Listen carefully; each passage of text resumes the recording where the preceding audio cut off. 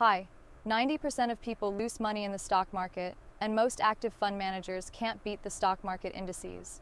So, here's an idea. What if we create a stock portfolio based on the top holdings of some of the most successful investors in the world? I mean, we have all the data.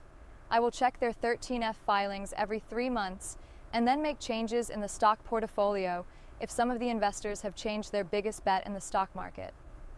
If you're interested in how this stock portfolio will perform, hit the subscribe button and join us. You can easily replicate this portfolio yourself, and we promise to update you at least every 3 months. If this portfolio performs well, we might also start a long-only equity fund out of this, maybe next year. Let's do this.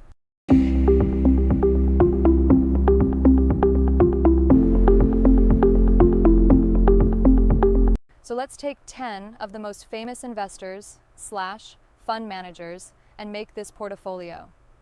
Various sources on the internet shows their top holdings and their biggest transactions every quarter.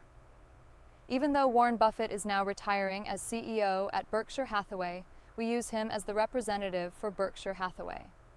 Actually, what's the most interesting with their holdings right now is the massive amount of cash, which implies that they're not very optimistic at the moment. Anyway, this portfolio will always be 100% invested in the market, so we have to choose one investment as Berkshire Hathaway's stock. Their largest bet in the stock market has for a long time now been Apple, and it still is. But they have been selling stocks there recently, so we prefer the second largest investment, American Express. So, that will be our first stock in this portfolio.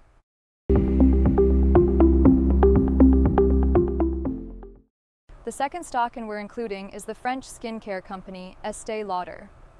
Michael Burry's top holdings right now is actually several short positions, whereas Nvidia is the largest of them all.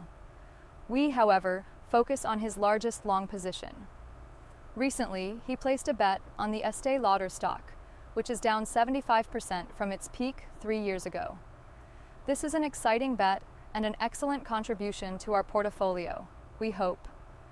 If you don't know who Michael Burry is, go and watch the movie The Big Short from 2015.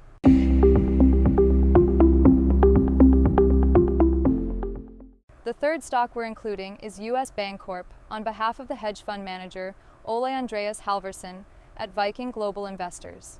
This is his largest holding, and he recently bought slightly more shares in the bank.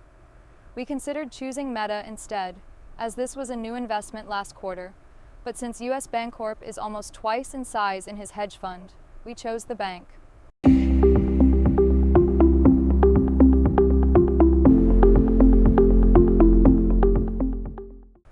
The fourth stock will be the Chinese e-commerce giant Alibaba, which is the largest equity holding at Ray Dalio's Bridgewater Associates. The stock is way lower than its historic peaks in 2020, and some people regard Chinese equities as a bargain right now, at least compared to relative expensive US stocks. The company is listed both at New York Stock Exchange and in Hong Kong. To keep it simple, we buy the stock at New York Stock Exchange, where it closed at $109 Thursday, 3rd of July.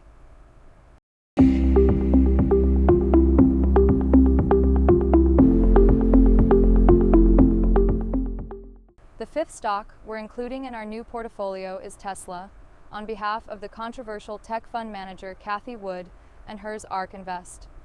She has been selling shares recently, but Tesla is still by far the largest holding at ARK Invest. Let's hope Elon Musk's robot taxi project in Texas will succeed, and that his fallout with President Trump doesn't hurt his companies too much.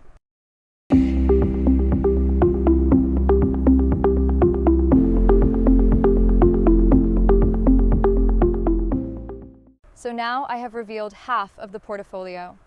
I'm not going to dwell too much on this, so here is the rest.